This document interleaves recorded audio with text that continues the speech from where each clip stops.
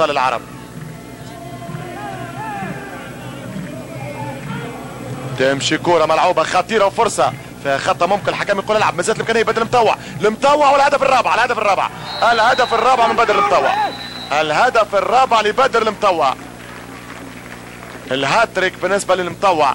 بدر يصبح في صداره الهدفين ويتنافس مع بن عاشور اللي يحييه الان ويهنيه بهذا المجهود الرائع. نجم المباراه الاول اليوم بدر المطوع. 4-0 لفريق القادسيه 20 دقيقه لعب. كما كان متوقع القادسيه يزيد في غله اهدافه وفي حصه ابداعه في هذا اللقاء.